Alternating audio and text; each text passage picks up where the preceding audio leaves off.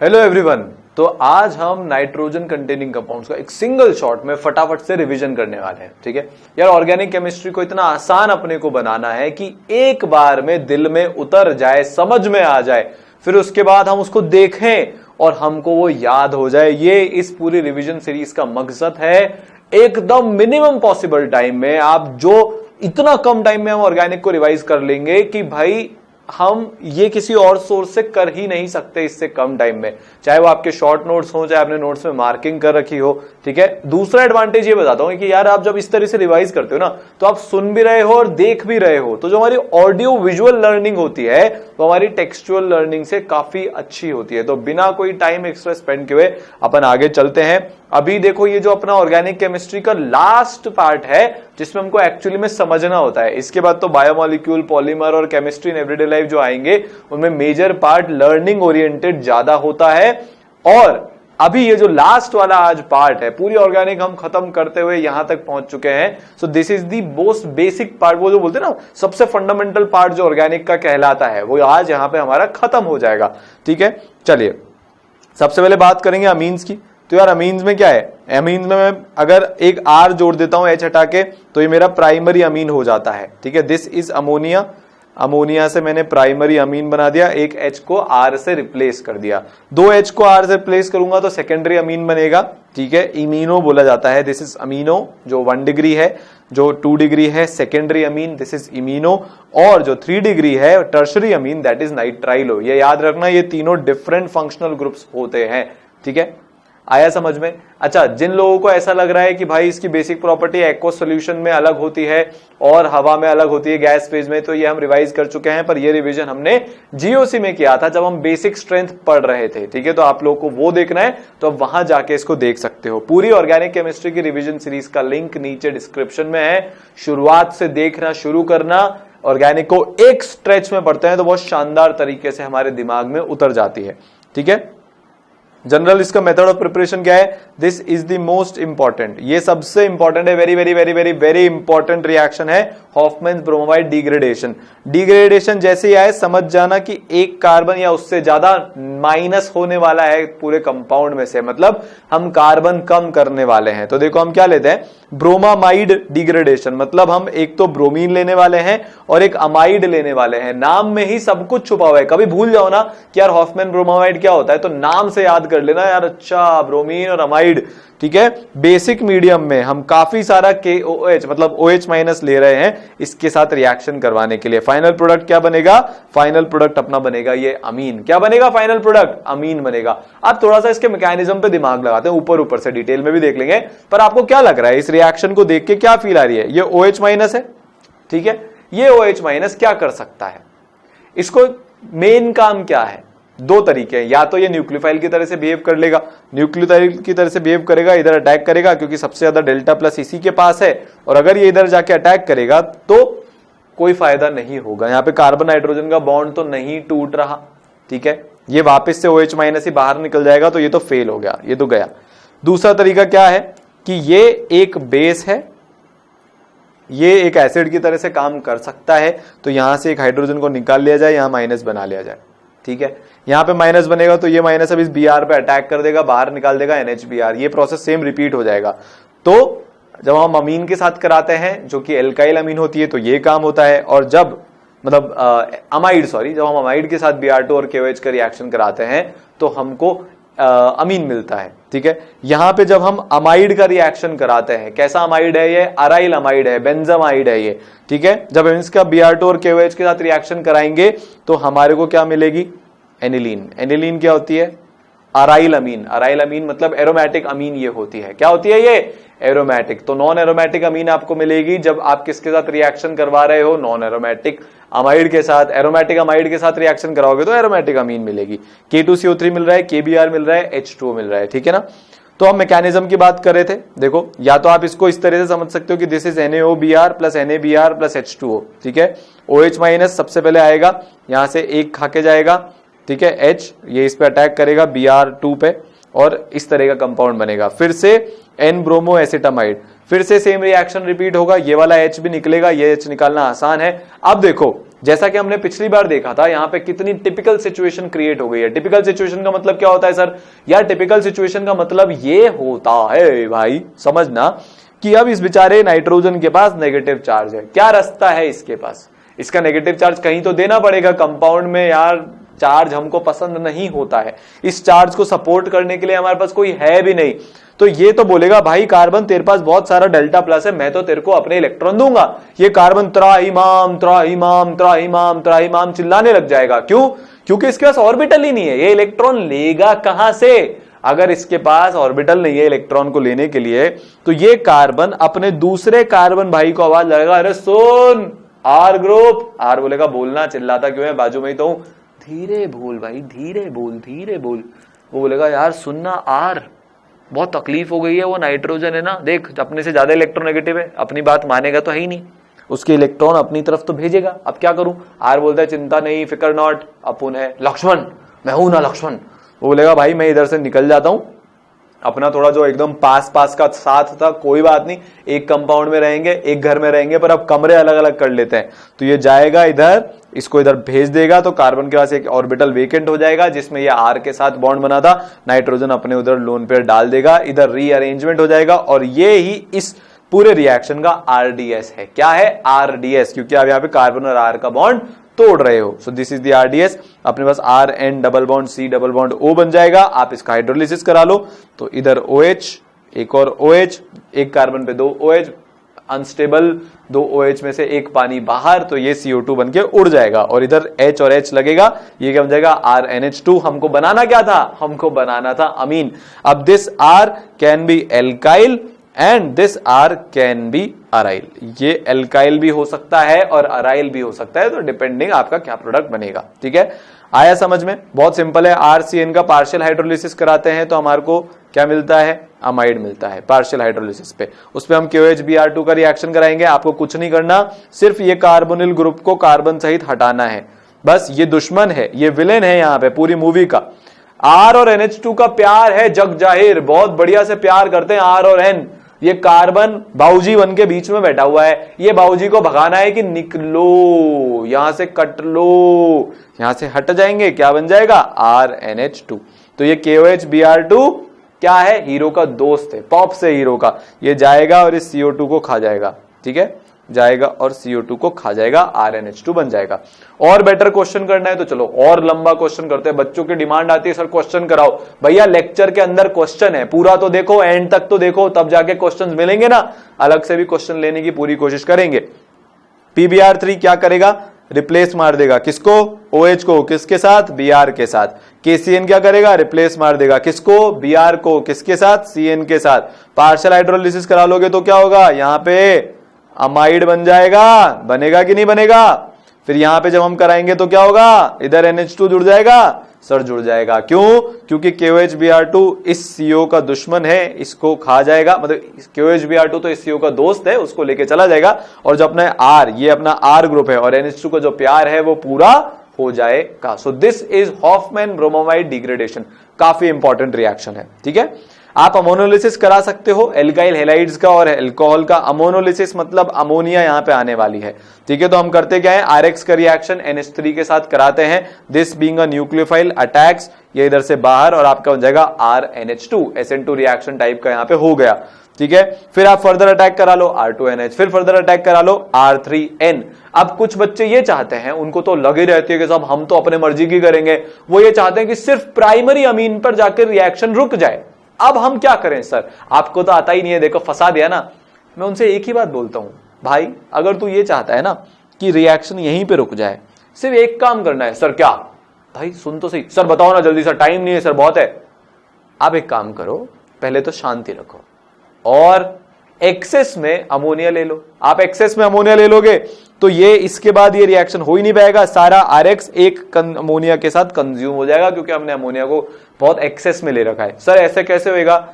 यार हर RX के चारों तरफ अमोनिया ही अमोनिया घूम रहा है, अमोनिया ही अमोनिया घूम रहा है। उससे पहले कि RNH2 उस तक पहुंच पाता, अमोनिया पहले ही सारे RX को RNH2 में कन्वर्ट कर चुका होगा।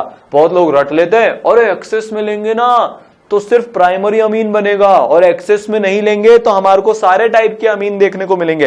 अच्छा, ये क्वार्टरनरी अमोनियम सॉल्ट भी बना लेता है। अगर आपने इसको छोड़ दिया तो एक्सेस में नहीं लिया तो आपको 4 प्रोडक्ट मिल जाएंगे, primary amine, secondary amine, tertiary amine और quaternary ammonium salt. Sir quaternary क्या होता है? 4 कौन दिख रहे हैं? Are 4, are 4। आ रही बात समझ में कि नहीं आ रही है? सर बिल्कुल आ रही है। आया समझ में? तो अमोनोलिसिस कराया है तो 4 प्रोडक्ट मिल जाएंगे, एक्सेस में अमोनिया लिया है तो RNH2 पे आके गाड़ी रुक जाएगी। ठीक है, क्वार्टरनरी अमोनियम सॉल्ट अगर अमोनिया हम एक्सेस में लेते हैं तो 1 डिग्री अमीन मेन प्रोडक्ट होता है। ऐसा नहीं है कि ये बनेंगे नहीं, पर उतनी माइनर मात्रा में बनेंगे कि हमारे को कोई दिक्कत नहीं है। चलिए बहुत बढ़िया। आप रिडक्शन करा सकते हो RCONH2 पे, आप LAH का रिएक्शन करा दो, ये आपको पता है। तो वो क्या करेगा? C डबल बॉन्ड O को में से ऑक्सीजन खा जाएगा, RCH2NH2 बना देगा। ठीक है, आप RCN के साथ SNHCl का रिएक्शन करा दो तो RCH2NH2 बन जाएगा। इसको हमने रिडक्शन में भी देखा था, इसको मेंडियस रिएक्शन बोला जाता है। क्या? मेंडक रिएक्शन। ओहो सर क्या ट्रिक बताई है? अब ट्रिक का क्या करोगे?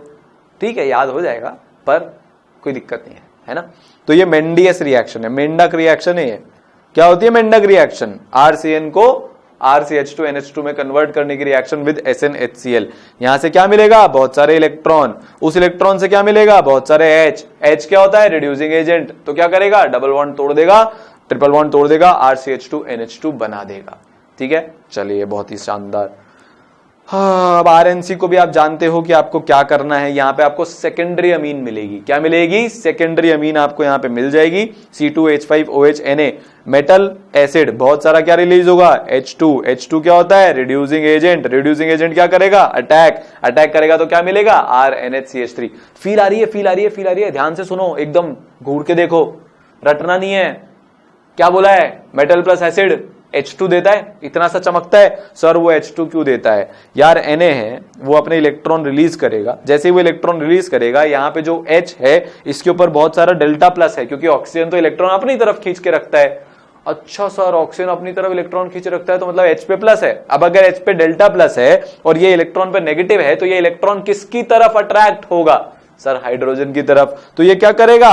अटैक। ऑक्सीजन बोलेगा अबे इतना बड़ा हो गया तू, मेरे साथ रहते हुए तू इलेक्ट्रॉन लेके घूमेगा। H बोलता है नहीं, जा रहा हूं मैं तुम्हारा साथ छोड़ के, अब मेरे को भी इलेक्ट्रॉन मिल चुके हैं। वो निकल जाएगा वहां से। तो जब भी हम मेटल प्लस एसिड लेते हैं तो H2 गैस रिलीज हो जाती है। क्या हो जाती है? H2 gas release.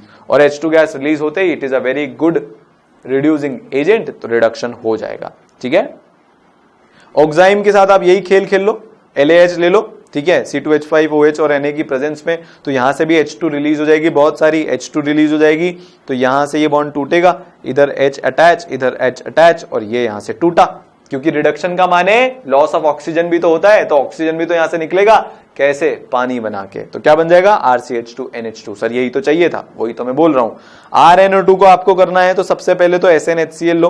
तो यहां से बहुत सारे हाइड्रोजन रिलीज होते हैं जितने हमको चाहिए हैं। ठीक है, तो ये RNH2 मतलब यहां से इसको तोड़ो, यहां से H और H दो। ठीक है, और इसको भी H और H दो, तो ये बना देगा RNH2 और बहुत सारा पानी। तो हमको 6 हाइड्रोजन मिले। 6 हाइड्रोजन में से 2 हाइड्रोजन तो RNO2 में RN के साथ लग गए, और 4 हाइड्रोजन जो ऑक्सीजन थे उनके साथ चले गए। ठीक है, चले। आप हाइड्रोलिसिस करा सकते हो RNC का। तो जब हम हाइड्रोलिसिस कराते हैं RNC का, तो ये R, ये N और ये ट्रिपल बॉन्डेड C, तो क्या होगा? RNH2 बन जाएगा। क्यों? क्योंकि यहाँ पे OH, यहाँ पे H ऐसे करके अपना काम हो जाता है। कार्बन के साथ आपको क्या मिल जाएगा? बहुत सारे OH लग जाएंगे, 3 OH। तो एक तो डबल बॉन्ड O बन जाएगा और एक OH में रह जाएगा, तो HCOOH बन जाएगा, फॉर्मिक एसिड। ठीक है, चलिए। ग्रिग्नार्ड रिएजेंट से ये काम किया जा सकता है। RMGI, this is chloramine. तो ये R- है, ये सोचेगा करेगा कुछ नहीं, यहां पे जाएगा अटैक, और यहां पे क्या बन जाएगा? यहां पे बन जाएगा RNH2। अब कुछ लोग पूछते हैं सर Cl पे अटैक होके NH2 बाहर क्यों नहीं गया? क्योंकि Cl एक बेटर लिविंग ग्रुप होता है। क्या होता है? Cl better leaving group. Sir वो बेटर लिविंग ग्रुप क्यों होता है? देखो भाई, N और Cl दोनों की इलेक्ट्रोनेगेटिविटी ऑलमोस्ट बराबर है। और जब भी हम अलग अलग ग्रुप के एलिमेंट्स को देखते हैं तो साइज सबसे बड़ा फैक्टर होता है। अच्छा लिविंग ग्रुप कौन होता है? जो अपने नेगेटिव चार्ज को बहुत अच्छे से झेल पाए। कौन नेगेटिव चार्ज को जो अच्छे से झेल पाएगा? जिसका साइज बड़ा होगा। इलेक्ट्रोनेगेटिविटी सिमिलर है, साइज से आंसर जाएगा। रटना कुछ भी नहीं है। मैं यहां पे सारी चीज डिटेल में इसलिए नहीं समझा रहा क्योंकि आप ऑलरेडी रिवाइज करते हुए आ रहे हो, पर जो बच्चे इस सोच के साथ बैठे ना कि केमिस्ट्री को रटना होता है, मैं उनको ये सोच रखने ही नहीं दूंगा। ठीक है, तो यहां बन जाएगा RnH2। चलिए, बहुत शानदार बात है। Gabriel phthalimide synthesis, very very very very important reaction. ये भी काफी तोड़ू फोड़ू इंपॉर्टेंट रिएक्शन है। तो phthalimide is first treated with alcoholic QH to obtain potassium phthalimide. इसको अपन सीधा रिएक्शन से देखते हैं। सो दिस इज हमारा थैलिमाइड। पिछली बार बताया था कि इसको याद कर लेना, कॉपी में लिख लेना। तो जब हम KOH के साथ रिएक्शन कराते हैं तो ये इधर से जाके खा के आ जाएगा, N-K+ बनेगा। फिर आप इसका रिएक्शन RI के साथ करा दो, पीछे से जाके अटैक, I बाहर, क्या बन जाएगा? यहाँ पे ये R जुड़ जाएगा। फिर आप इसका हाइड्रोलिसिस करा दो, तो इधर हाइड्रोलिसिस कराओगे तो ये बॉन्ड टूट जाएगा, इधर OH और इधर H2 बन जाएगा। तो RnH3+ मीडियम एसिडिक है, इसलिए RnH3+ मिला है। इसको आप थोड़े से भी बेसिक मीडियम में डालोगे तो ये RnH2 बना देगा और अपने को जो कंपाउंड रिक्वायर्ड है वो अपने को मिल जाएगा। सो this is Gabriel phthalimide synthesis. Phthalimide से अमीन का सिंथेसिस, सो गैब्रियल थैलिमाइड सिंथेसिस। ठीक है, बहुत सुंदर। सिर्फ 1 डिग्री अमीन ही इस मेथड से प्रिपेयर हो सकते हैं। क्या बोला मैंने? 1 डिग्री अमीन ही इस मेथड से प्रिपेयर हो सकते हैं। क्यों? क्योंकि यहां पे तो आप और करोगे क्या, है ना? आप इसके साथ रिएक्शन भी करोगे तो नाइट्रोजन तो अकेला ही है। बार बार अब मान लो मैं इसके बाद कुछ भी यहां पे करा लूं तो अब तो N और R का बॉन्ड बन गया और फर्दर तो R यहां पे अटैच हो नहीं सकता, तो क्या मिलेगा? 1 डिग्री अमीन। अच्छा, और 1 डिग्री अमीन में भी कुछ कुछ रेस्ट्रिक्शंस होते हैं। Me3CnH2 नहीं बन सकता, PHNH2 नहीं बन सकता। क्यों? क्योंकि स्टेरिक रीजंस।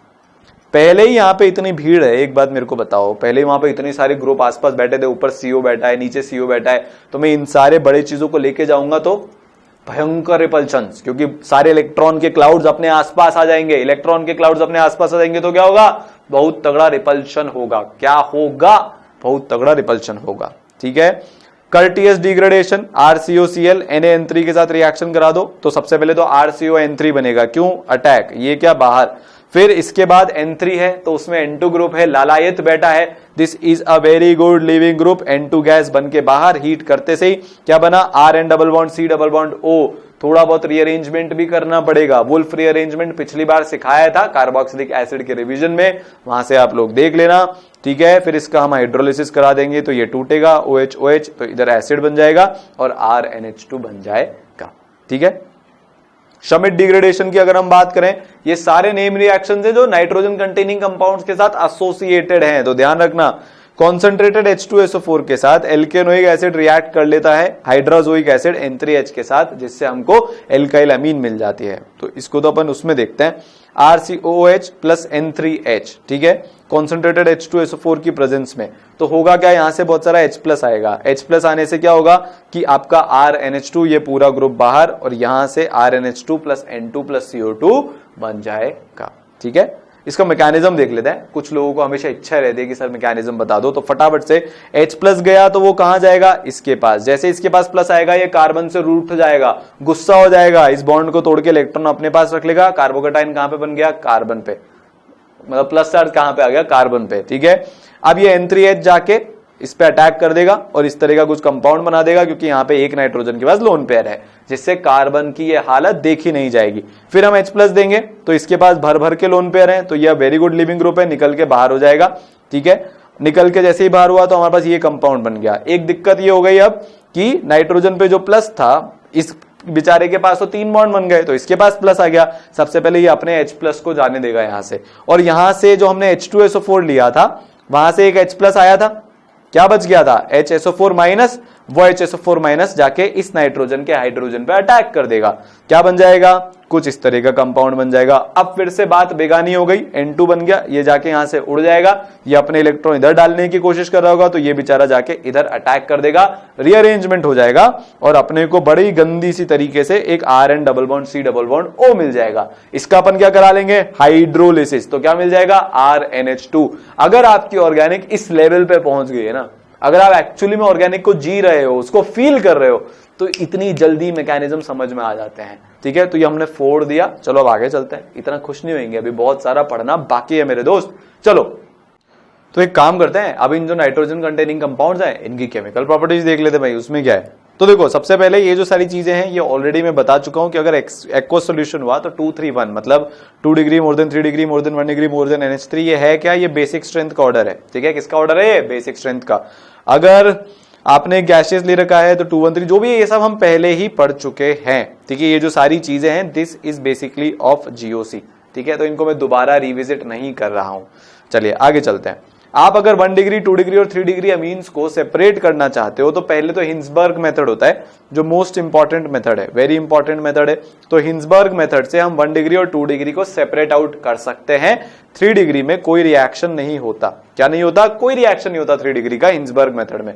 तो हम क्या लेते हैं, इस तरह के कंपाउंड लेते हैं, यहां पे लोन पेयर, ये क्या है भाई, लुईस एसिड। क्यों, क्योंकि दोनों तरफ ऑक्सीजन से घिरा हुआ है और क्लोरीन से घिरा हुआ है, तो डेल्टा प्लस है, साथ में वेकेंट ऑर्बिटल है जिसमें इलेक्ट्रॉन्स लिए जा सकते हैं।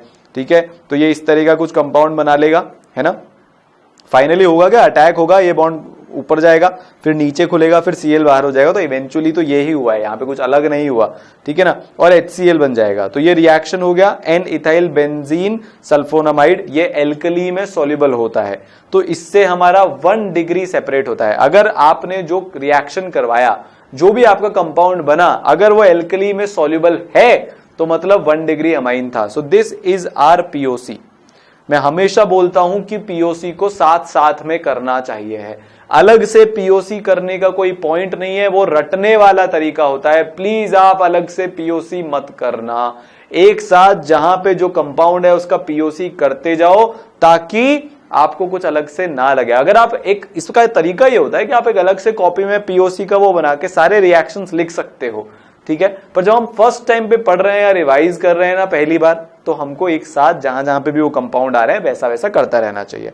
अगर हम मान लो 2 डिग्री के साथ रिएक्शन करवाते हैं तो जो कंपाउंड ये बनेगा, इसकी खास बात क्या होती है, इसकी खास बात ये होती है कि अभी सारे चीजें को लिख लेते हैं। 1 डिग्री अमीन प्रोडक्ट KOH में डिसॉल्व हो जाता है। 2 डिग्री अमीन में आपने देख ही लिया था कि क्या प्रोडक्ट बन रहा है। ये प्रोडक्ट की खास बात ये होती है कि ये इनसॉल्युबल होता है, ये एल्कली में सॉल्युबल नहीं होगा। ठीक है, और जब 3 डिग्री लेते हैं तो वहां पे तो कोई रिएक्शन ही नहीं होगा। तो मान लो हमने 1 डिग्री डाला, उसमें आप KOH मिला के देख लो, रिएक्शन हो रहा है ये तो हमको पता चल ही जाएगा। अगर वो KOH में डिसॉल्व हुआ तो 1 डिग्री अमीन है, नहीं हुआ तो फिर वो 2 डिग्री अमीन है, और अगर कोई भी रिएक्शन नहीं हुआ तो वो 3 डिग्री अमीन है। तो एक्चुअली में हम अगर दिमाग लगाए ना तो 1 डिग्री 2 डिग्री 3 डिग्री तीनों सेपरेट आउट हो गए, क्योंकि अगर रिएक्शन नहीं हुआ इसका मतलब क्या है कि 3 डिग्री है। तो ये हिंसबर्ग मेथड है। कौन सा मेथड है ये, हिंसबर्ग मेथड है। ठीक है, चलिए हॉफमान मेथड भी होता है। 1 डिग्री अमीन को हम इथाइल ऑक्सलेट के साथ रिएक्शन करवाते हैं तो सॉलिड प्रोडक्ट बनता है, 2 डिग्री अमीन को कराते हैं तो लिक्विड प्रोडक्ट बनता है, और 3 डिग्री में कोई रिएक्शन नहीं हो पाता है। 3 डिग्री में कोई रिएक्शन नहीं। तो मेरे को बताओ जरा, जब हम इथाइल ऑक्सलेट के साथ रिएक्शन करवाएंगे और सॉलिड प्रोडक्ट बना तो कौन सा अमीन, लिक्विड बना तो कौन सा अमीन, और कोई रिएक्शन नहीं हुआ तो कौन सा अमीन, आपको सब समझ में आता है। ठीक है, ये भी POC है। एसिटाइलेशन करवा सकते हो आप। ठीक है, एसिटाइलेशन हम कब कराते हैं, जब हम एल्काइल अमीन को कंबाइन कराते हैं एसिटाइल क्लोराइड या एसिटिक अनहाइड्राइड के साथ। ठीक है, तो आप RNH2Cl ये जाएगा, अटैक करेगा, ये बाहर निकल जाएगा। SNAE मैकेनिज्म यहां पे हो रहा है। क्या हो रहा है, SNAE मैकेनिज्म। RNHCOCH3 आप एनहाइड्राइड ले लो, जाएगा, अटैक करेगा, CH3COH बाहर हो जाएगा, RNHCOCH3 प्लस CH3COOH आपका यहां पे भी बन जाएगा।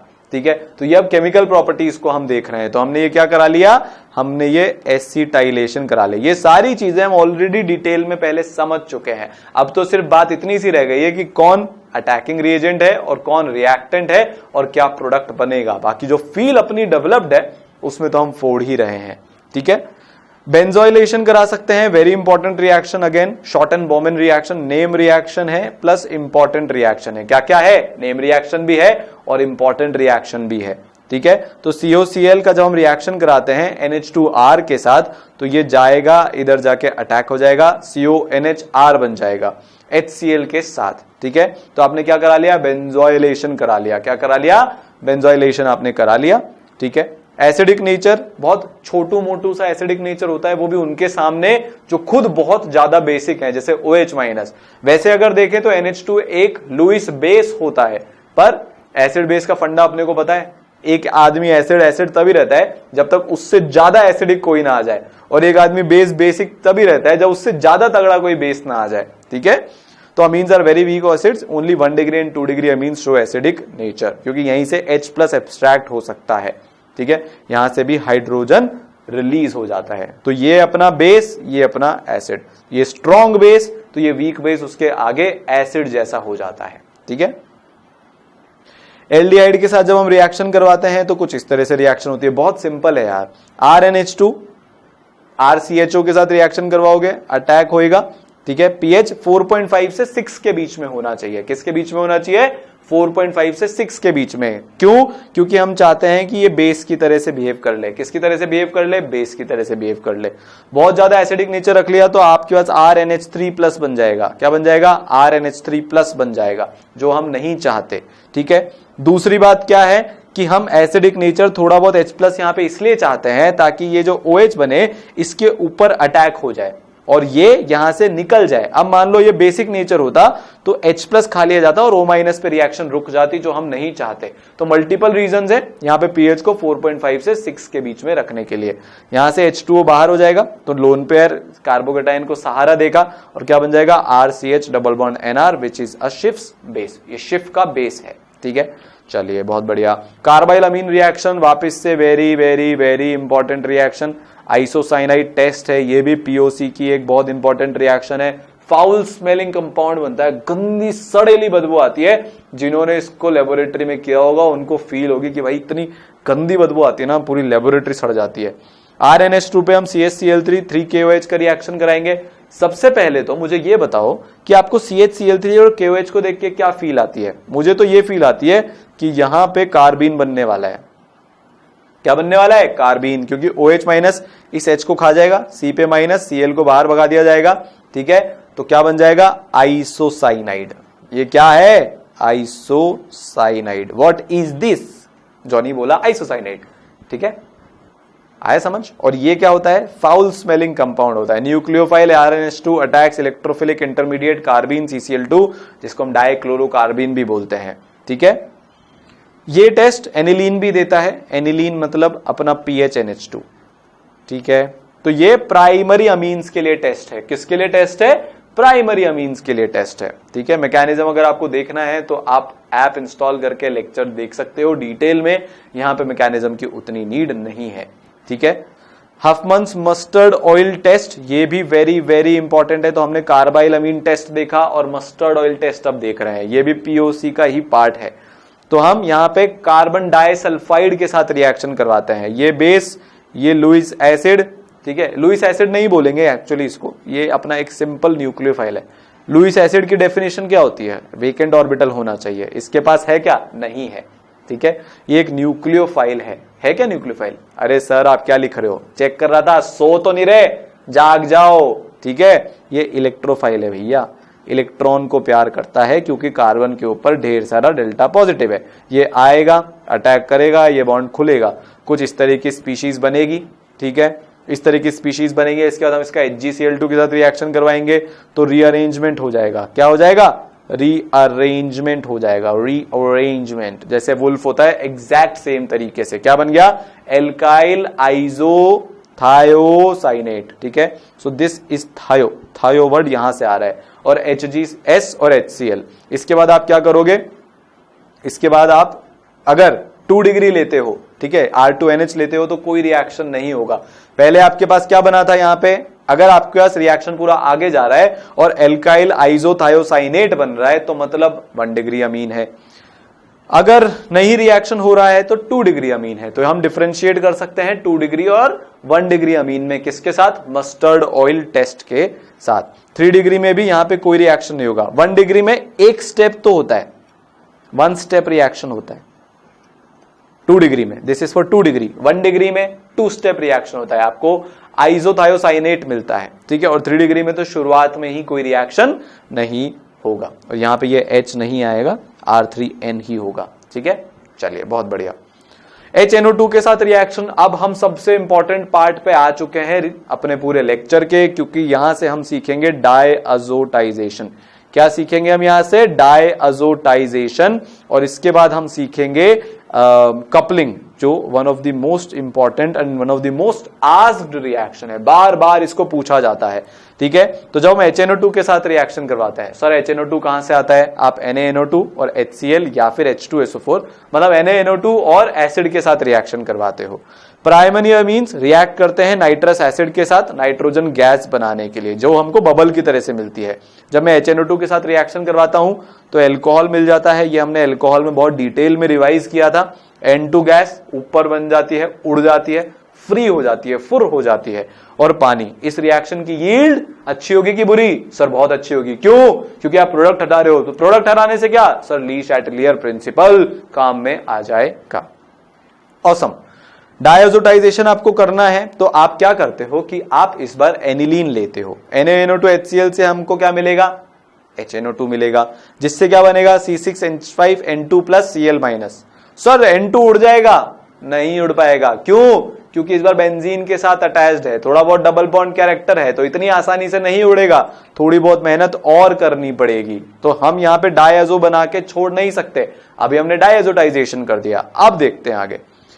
सो हुआ क्या फाइनली? C6H5NH2 आपने एनिलीन लिया था, उस पे HCl, तो यहां पे इस तरह का कंपाउंड बना। यहां से फिर HNO2 आया, ठीक है, ये HNO2 इसके साथ रिएक्शन करके C6H5N2Cl बना देगा, जिसको हम अराइल डायअज़ोनियम क्लोराइड या फिर बेंजीन डायअज़ोनियम क्लोराइड भी बोलते हैं। ठीक है साहब, बहुत बढ़िया। इस रिएक्शन को करवाने के लिए, कपलिंग करवाने के लिए, अभी बता दूं कपलिंग क्या होती है। आप ये जो आपने पीछे कीटायन बनाया था ना, पीएच, क्या कैटायन बना था पीछे? पीएच NH2Cl, ठीक है, ये जो अपना पीएच NH2 प्लस कैटायन बना था, NH2 नहीं N2, pH N2 plus Cl minus, ये जो अपना कैटायन और साथ में ये Cl माइनस के आजू बाजू घूम रहा था, इसके लिए पीएच बेस्ट होता है 5 to 7। हम बेसिक तो बिल्कुल भी नहीं चाहते, वरना ये कैटायन बन ही नहीं पाएगा। इसको यहां से रिलीज कर दिया जाएगा और क्या हो जाएगा? एक SN2 रिएक्शन हो जाएगा, वो हमको बिल्कुल नहीं चाहिए। बहुत ज्यादा एसिडिक कर देंगे तो भी दिक्कत हो जाती है, ठीक है ना। तो हम एक 5 से 7, मतलब एक स्लाइटली एसिडिक मीडियम में इसको करवाते हैं। किसमें कराते हैं? स्लाइटली एसिडिक मीडियम में, स्लाइटली एसिडिक सॉल्यूशन में रिएक्शन करवाते हैं। अब हम क्या कराने वाले हैं? कपलिंग। C6H5N2Cl का जब आप रिएक्शन करवाते हो C6H5OH के साथ, तो ये इधर अटैक कर लेता है और कपल कर लेता है। क्या बना लेता है? C6H5N double bond N, C6H4OH, para hydroxy azobenzene. क्या बना लेता है ये? Para hydroxy azobenzene. कुछ इस तरह का कंपाउंड हमको यहां पे मिलता है।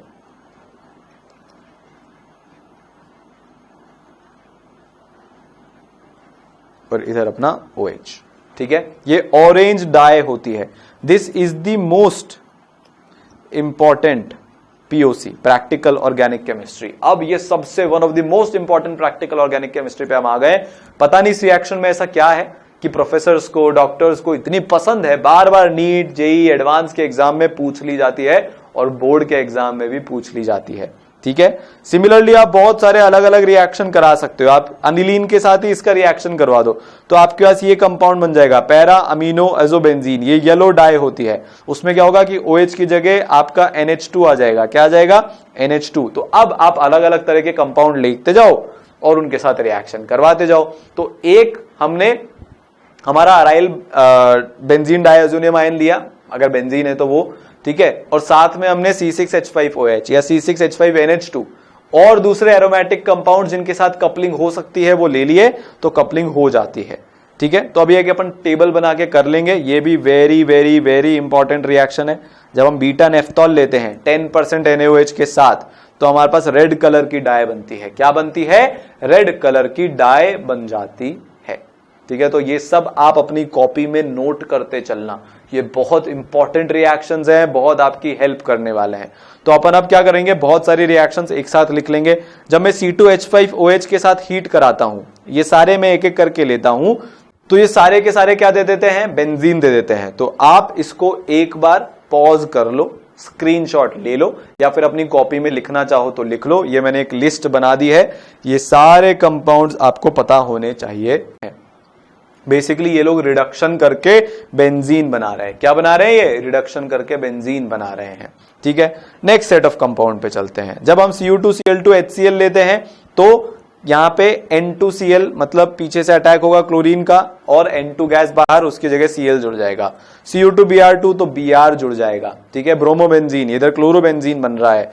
Cu2CN2KCN तो आपका जो साइनाइड है वो जुड़ जाएगा। ठीक है, सिमिलरली इसके तो ये तीनों जो रिएक्शन है सैंड मेयर रिएक्शन कहलाते हैं। क्या कहलाते हैं? Sand mayor reaction. इनकी झलक अपन जब halo alkane hello arene revise कर रहे थे वहां पे भी अपन ने देखी थी। ठीक है, आप Ki ले लोगे तो I जुड़ जाएगा, तो N2 की जगह क्या जुड़ जाएगा? I। सेम सेट ऑफ तरीका है ये हमारा एक जगह पे सारी रिएक्शंस को इकट्ठा करने का। ठीक है, चलें आगे। चलिए, आप और भी बहुत सारे काम कर सकते हो। आप NaBF4 ले लो, ये F- जनरेट करेगा तो यहां पे N2 की जगह F जुड़ जाएगा। ठीक है, इसको बोला जाता है बाल्ज-शीमैन रिएक्शन। क्या बोला जाता है? बाल्ज-शीमैन रिएक्शन। ठीक है, आप H2O के साथ हीट कर दो तो अल्कोहल फिनॉल बन जाएगा। क्या बन गया? फिनॉल बन गया। CuHCl के साथ रिएक्शन करवा लो तो गेटरमैन रिएक्शन हो जाएगी, क्लोरोबेंजीन बन जाएगा। SnCl2 HCl के साथ रिएक्शन करवाएंगे तो यहां पे रिडक्शन हो जाएगा। N2 वाला जो पार्ट है इसका रिडक्शन करके इधर तो एक H, क्योंकि इधर ऑलरेडी एक बॉन्ड है, और इधर अपना NH2 इस तरह से बन जाता है। तो क्या हो गया? रिडक्शन, फिनाइल हाइड्रोजीन बन गया। क्या बन गया हमारा? फिनाइल हाइड्रोजीन बन गया। ठीक है, स्क्रीनशॉट लेते चलना, पॉज करते करते, अपने पास रखना बहुत जरूरी है और कॉपी में भी लिखते चलना। ठीक है, चलिए हम बीटा नेफ्थॉल के साथ रिएक्शन कराते हैं। ये सारा एक बार फिर से रिवीजन के अंदर रिवीजन करवा रहा हूं ताकि आप स्क्रीनशॉट ले सको। तो रेड कलर की डाई बनती है, SnCl2 NaOH के साथ बेंजीन बनता है। फिनॉल के साथ रिएक्शन करवाते हैं तो ऑरेंज कलर की डाई बनती है, और एनिलीन के साथ रिएक्शन करवाते हैं तो येलो कलर की डाई बनती है। क्या बनती है? येलो कलर की डाई। तो ये सबसे इंपॉर्टेंट, मोस्ट इंपॉर्टेंट स्क्रीनशॉट है। MIMPSS, most important screenshot. इसको खींच के अपने पास रख लेना। ठीक है, चलिए बहुत ही बढ़िया। कपलिंग रिएक्शन से ये दोनों, इन दोनों रिएक्शंस को क्या बोला जाता है? जब हम फिनॉल के साथ और एनिलीन के साथ हमारे डायज़ो कंपाउंड का रिएक्शन कराते हैं तो रिएक्शन कहलाता है कपलिंग, क्योंकि दो बेंजीन की रिंग कपल हो गई है। पहले अलग अलग थे, अब कपल बन गए हैं। पहले अलग अलग थे, अब कपल बन गए हैं। चलिए बहुत बढ़िया। बेंजीन रिंग के कारण भी बहुत सारे रिएक्शन होते हैं जो हम सारे पहले पढ़ चुके हैं। NH2 बहुत अच्छा लोन पेयर डोनर है, तो ये पूरी रिंग को क्या कर देता है? एक्टिवेट कर देता है। क्या कर देता है? एक्टिवेट कर देता है। इस तरीके से एक सिग्मा कॉम्प्लेक्स बन जाता है। क्या बन जाता है? सिग्मा कॉम्प्लेक्स बन जाता है। तो ये बहुत एक्टिवेटेड रिंग है। मतलब आप देखो कि ऑर्थो और पैरा पोजीशन पे नेगेटिव चार्ज बहुत ज्यादा है। क्या है भाई? नेगेटिव चार्ज बहुत ज्यादा है। तो काफी कम टेम्परेचर पर इलेक्ट्रोफिलिक सब्स्टिट्यूशन रिएक्शन हो जाता है और मोस्टली केसेस में ऑर्थो पैरा सब्स्टिट्यूटेड कंपाउंड्स बनते हैं। मतलब ऑर्थो पे भी जाके इलेक्ट्रोफाइल अटैच हो जाएगा और पैरा पे भी जाके इलेक्ट्रोफाइल अटैच हो जाएगा। तो कुछ कुछ एग्जांपल देखते हैं। ये रेजोनेंस हाइब्रिड है, तो आप जब Br2 और Cl2 के साथ रिएक्शन करवाओगे पोलर सॉल्वेंट में, यहां पे देखो आपको FeBr3 या FeCl3 की भी जरूरत नहीं पड़ी Br+ जनरेट करने के लिए। रिंग इतनी एक्टिवेटेड है, खुद से काम कर लेगी और आपको यहां पे 2,4,6 टाई ब्रोमो एनिलीन मिल जाएगा, जो कि एक व्हाइट कलर का प्रेसिपिटेट होता है, या फिर आपको ट्राइक्लोरोएनिलीन मिल जाएगा। सो दिस इज ऑल्सो POC। यहां पे जो ब्रोमीन वाला केस है ये प्रैक्टिकल ऑर्गेनिक केमिस्ट्री का केस है। सीखने की बात क्या है? तीनों जगह पर ब्रोमीन अटैच हो रहा है। क्या बोल रहा हूं मैं? तीनों जगह पर ब्रोमीन या क्लोरीन अटैच हो रहा है। ठीक है, आप इसका CH3Cl COCl के साथ रिएक्शन करा लो, एसिटाइलेशन करा लो तो NHCOCH3 बन जाएगा। आप Br2 के साथ रिएक्शन करवाओगे तो ये बन जाएगा। फिर आप इसका हाइड्रोलिसिस करा लो, हाइड्रोलिसिस कराने के बाद आपका ऑर्थो एंड पैरा पे Br आ जाएगा। मतलब ये रिएक्शन वो है कि हम अगर एक सिंगल सब्स्टिट्यूटेड प्रोडक्ट बनाना चाहते हैं कि तीनों Br नहीं हो, सिर्फ एक Br, तो आप पहले इसकी पावर को छुपा के फिर रिएक्शन करवा लो। ठीक है, तो यार ये रिएक्शन है, देखो इससे ऑर्गेनिक की जो ब्यूटी है ना, जो यार मजा है ना, वो हमको पता चलता है। आप सोच के देखो, मेरा फंडामेंटल ये था यार कि देखो मैं डायरेक्टली Br2 के साथ रिएक्शन करवा देता हूं तो वो दोनों ऑर्थो और पैरा पोजीशन पे जाके चिपक जाता है ब्रोमीन। मैं चाहता हूं कि यार सिर्फ या तो ऑर्थो पे जाए या सिर्फ पैरा पे जाए, उसमें भी पैरा वाला मैं चाहता हूं मेजर बने, वो तो बन जाएगा क्योंकि मिनिमम रिपल्शन वाला प्रोडक्ट है। तो हमने क्या किया, मेन प्रॉब्लम आइडेंटिफाई करी। जिंदगी में भी ऐसे ही करना होता है। आप क्या करते हो कि प्रॉब्लम का सोल्यूशन फाइंड करने की जगह प्रॉब्लम पे अपना सर पीटते रहते हो, पीटते रहते हो, पीटते रहते हो। सोल्यूशन क्या है कि यार ये NH2 ने रिंग की पावर को बहुत बढ़ा दिया है, तो ये NH2 को ही पिक्चर से हटा दो ना, इसकी पावर ही कम कर दो। तो इसकी पावर हमने कैसे कम करी, पहले इसका एसिटाइलेशन करा लिया। अब सर इससे हुआ क्या एसाइलेशन से, भैया हुआ ये कि इसके जो लोन पेयर है ना वो इस ऑक्सीजन के साथ बिजी हो गए, ठीक है।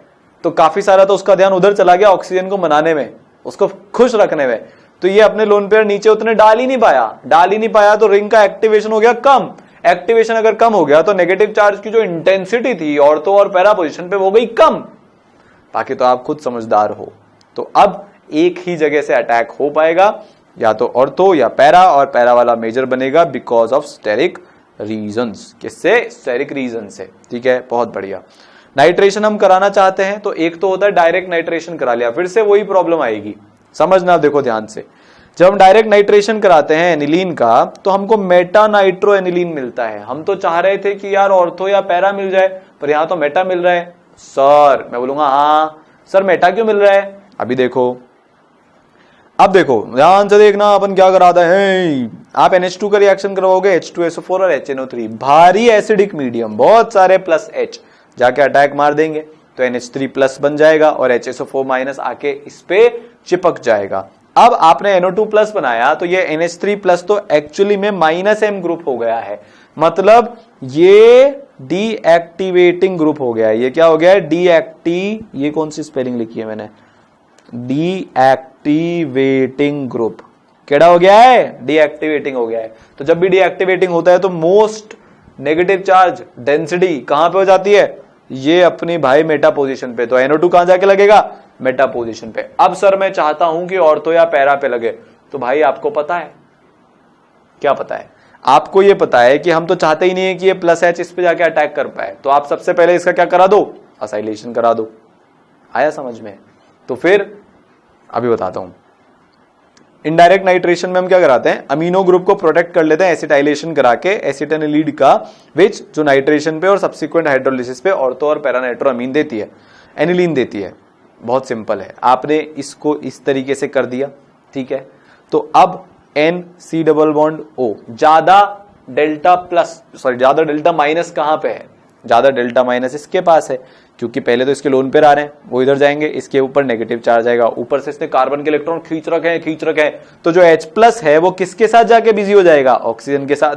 नाइट्रोजन की तरफ तो उसका ध्यान जाएगा ही नहीं। अगर जाएगा नहीं तो अभी ये कौन है, plus M group. Plus M group है तो थोड़ा बहुत क्या कर देगा, एक्टिवेट कर देगा। तो अटैक कहां पे होगा, ऑर्थो और पैरा पोजीशन पर अटैक होगा। हुआ कि नहीं ऑर्थो और पैरा पोजीशन पर अटैक, और ऑर्थो पैरा पोजीशन पे अटैक होगा तो मेजर कौन सा बनेगा, पैरा, क्योंकि स्टेरिक रिपल्शन कम है। इसके बाद आप इन भाई साहब का हाइड्रोलिसिस करा दो तो ये टूट जाएगा, ये टूट जाएगा, वापस से इधर NH2 बन जाएगा। तो ऑर्थो एंड पैरा प्रोडक्ट यहां पे मेजर होगा। आया समझ, ठीक है। काफी अच्छा है ये एनिलीन के सारे टेस्ट एक बार बता देता हूं। कार्बाइलामीन टेस्ट, ठीक है, आइसोसाइनाइड टेस्ट ये देता है, हमने देख ही लिया। ये यहाँ पे कार्बीन इंटरमीडिएट के थ्रू अपना C6H5NC बनेगा। फाउल स्मेलिंग, गंदी कबाड़ी स्मेल होती है इसकी, पहचान में आ जाता है। डाई आप अलग अलग कलर के बना सकते हो, लाल, पीली और एक और थी जो भी वो कलर था उसका, ठीक है। तो हम पर जो सबसे कॉमन है बी नहीं है, ये बीटा है। बीटा नेफ्थॉल के साथ डाइऑक्साइडाइज करके एक स्कारलेट रेड डाई बना लेते हैं, स्कारलेट विच। इससे मेरे को हमेशा याद आती है, आप इसको स्कारलेट विच रिएक्शन से कर सकते हो। उसके बाल भी लाल थे। कौन कौन एवेंजर्स देखता है, उनको चमकेगा, ठीक है। आया समझ में, चलिए। तो ये रिएक्शन हो जाता है, और जब हम इसको ब्रोमीन वाटर के साथ टेस्ट करते हैं तो क्या बन जाता है, एक व्हाइट प्रेसिपिटेट बन जाता है। वो आपको पता है 2,4,6 ट्राई ब्रोमो डेरिवेटिव बन जाता है जो व्हाइट प्रेसिपिटेट देता है। तो यार देखो, ये अपनी जो मेन स्ट्रीम ऑर्गेनिक केमिस्ट्री है without biomolecule, polymer and chemistry in everyday life, अभी रिवाइज हो चुकी है। पता भी नहीं चला यार, सफर काफी टाइम पहले शुरू किया था, करते करते करते करते यहां तक आ गए। अब ये आपकी जिम्मेदारी है। देखो बहुत रेलेवेंट कंटेंट है, बहुत कम टाइम में हम सारे इंपॉर्टेंट सवाल भी कर लेते हैं, प्रैक्टिकल ऑर्गेनिक केमिस्ट्री भी कर लेते हैं, मैकेनिज्म भी सीख लेते हैं, पूरा थ्योरी रिवाइज भी कर लेते हैं, सब कुछ इतने मिनिमम टाइम में कर लेते हैं। तो यार आपके दोस्तों तक, आपके जूनियर्स तक, अगर आपके सीनियर्स भी हैं तो उन तक, जिनके लिए भी ये जरूरी है, आपकी जिम्मेदारी है कि आप इसको पहुंचाएं। अगर आपने खुद ने अभी तक सब्सक्राइब नहीं कर रखा तो सबसे पहले तो वो कर लेना, ठीक है, बेल आइकन दबा देना ताकि सारे नोटिफिकेशन ऑन टाइम आपको मिल जाएंगे, ठीक है। ई सरल में ऑल इंडिया रैंक 1 के भी सेशन होने वाले हैं जो आपको फोकस करना सिखाएंगे, एकदम कॉन्सेंट्रेटेड रहना सिखाएंगे, फोड़ने वाले हैं, ठीक है ना। ऑल इंडिया रैंक 2 तो ऑलरेडी है, बहुत सारी चीजें चल रही है। तो होल पॉइंट इज कि अगर आप एकदम मिनिमम पॉसिबल टाइम में रिवीजन करना चाहते हो, एकदम ऑथेंटिक, ठीक है, आपके एग्जाम के लेवल का, तो आप चैनल को सब्सक्राइब जरूर करना और अपने दोस्तों के बीच में इसको शेयर जरूर करना, ठीक है। तो जैसा मैं हमेशा बोलता हूं क्या कि अपने पथ पर चलता जाऊंगा, चलने में माहिर बन जाऊंगा, या तो मंजिल मिल जाएगी या एक अच्छा मुसाफिर बन जाऊंगा। इस बात को ध्यान रखना और पढ़ाई करते जाना, करते जाना, करते जाना, ठीक है। ऑल द बेस्ट, पढ़ते रहो, फोड़ते रहो, पढ़ाई करो, प्रचंड करो, ठीक है। चलिए।